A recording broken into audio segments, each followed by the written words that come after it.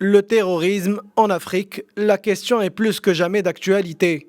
Le Marrakech Security Forum a démarré sa 11e édition ce vendredi autour de cette question cruciale. S'exprimant à cette occasion, Mohamed Benhammo, président du Centre marocain des études stratégiques, a fait savoir que l'édition de cette année mettra en lumière l'expérience marocaine en matière de lutte contre l'extrémisme violent et le terrorisme.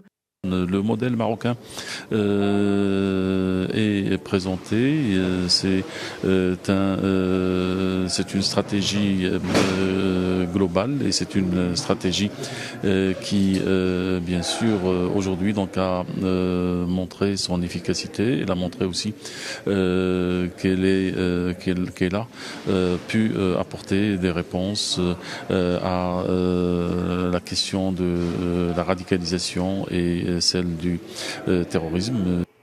Le président du CMES a aussi affirmé que si la région sahélo-saharienne a connu ces derniers temps une baisse des crises, elle revient avec force notamment à cause de l'émergence des menaces terroristes, la prolifération du crime transfrontalier et la faiblesse et vulnérabilité continue des forces de défense des pays de la région. Plusieurs personnalités venues de différents pays africains ont partagé leur vision pour lutter contre le terrorisme, qu'il soit individuel, organisé, étatique ou virtuel. D'autres ont souligné l'importance d'une union réelle et imminente de l'Afrique pour que ces pays luttent main dans la main contre ce fléau.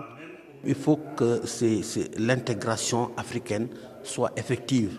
Si l'intégration africaine est effective, il y a maintenant des possibilités. Le Maroc travaille dans l'excellence, aussi bien sur le plan militaire que sur le plan intellectuel, sur le plan diplomatique, à tous les niveaux, pour pouvoir trouver des solutions endogènes, des solutions venant du Maroc, tout en restant ouvert vers les autres pays. Et c'est l'objet de ce forum qui vraiment a montré toujours son aura sur tous les experts qui viennent ici annuellement. Les intervenants ont également mis en avant l'importance de promouvoir une bonne gouvernance numérique comme préalable à la lutte contre les menaces sécuritaires en Afrique. Les débats lors de ce forum porteront aussi sur plusieurs thématiques, notamment la perspective stratégique africaine à l'aune des équilibres fragiles, le Sud, théâtre des guerres de 4e génération, le renseignement à l'ère de la mondialisation et des menaces globalisées, et la cyberguerre, nouvelles menaces et nouvelles géopolitiques.